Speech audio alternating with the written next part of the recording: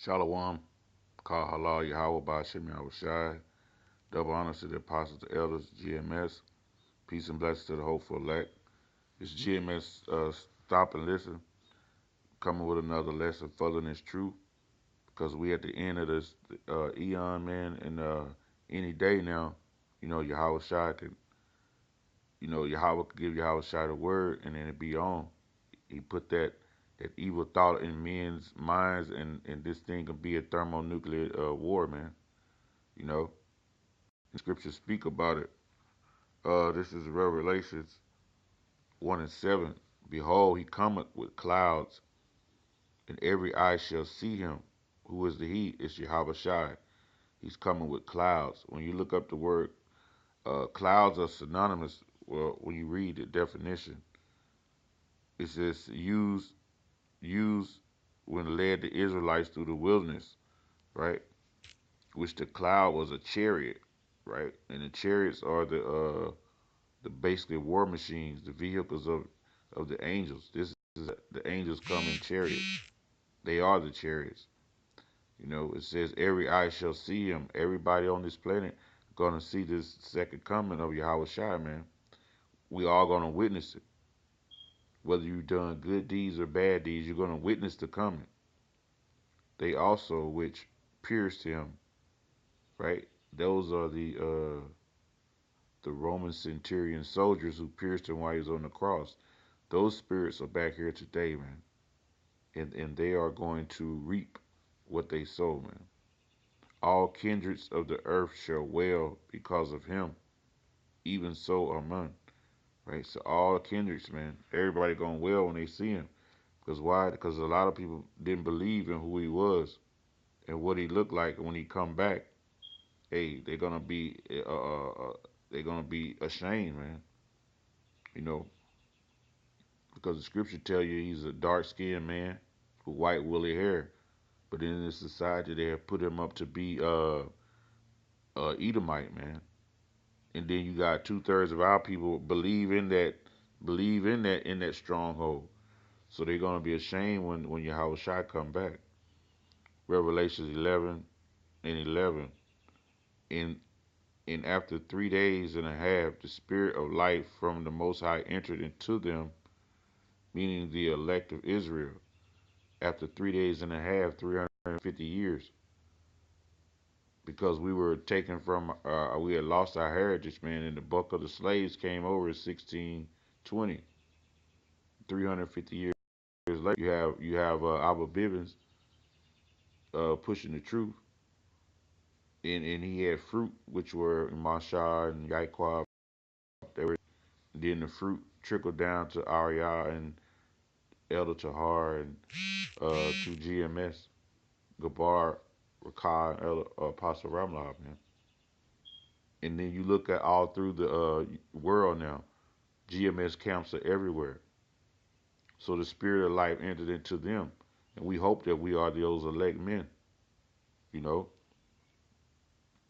it says, the spirit of life entered into them, the spirit of truth, man, that breath.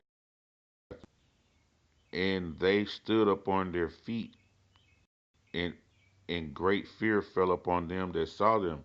Because a lot of people know, a lot of the elites know that when the men of the Lord prophesied that the downfall of that kingdom was nigh, man.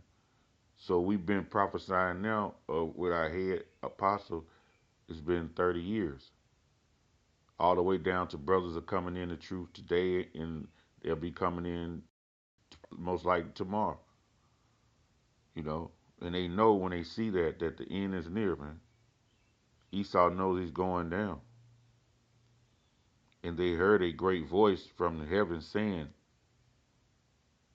unto them, "Come up hither," and they ascended up to the heavens in a cloud, and their enemies beheld them, right? Because the elect gonna be beamed up. So their enemies are gonna look at them in awe, man. Like, damn, those were the children of God. You know, they're gonna be ashamed, and all the enemies, man, even Esau and the other nations, man. Verse 13. In the same hour there was an earthquake, meaning the missiles, nuclear destruction, and the tenth part of the city fell, and in the earthquake were slain many men, slain of men 7,000, meaning a complete destruction. And the remnant were affrighted and gave glory to the God of heaven, Yahweh Bashem Yahushai, being the elect, man. It even says the elect were affrighted, meaning what? They were feared, they were terrified, man. They were at alarm at the sight of the chariots, man.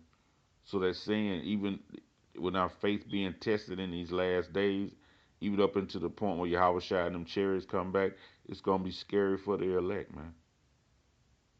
You know, and if it's gonna be scary for the elect, what more do you people who are disobedience, children of disobedience, and children of corruptors, man?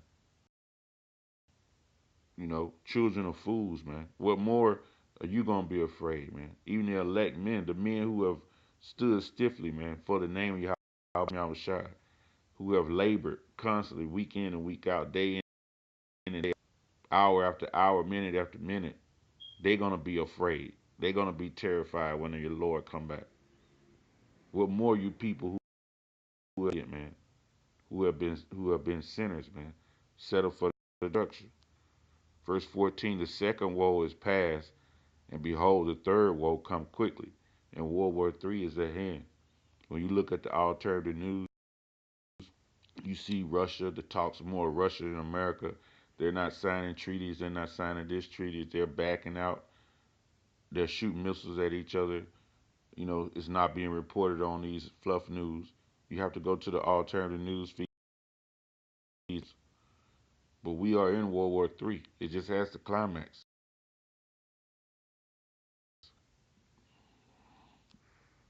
This is Isaiah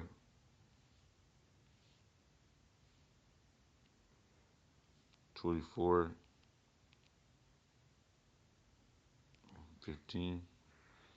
Wherefore glorify ye Yahweh in the fires, even the name of the Lord, power of Israel, in the isles of the sea. It says, glorify your name in the fires, man.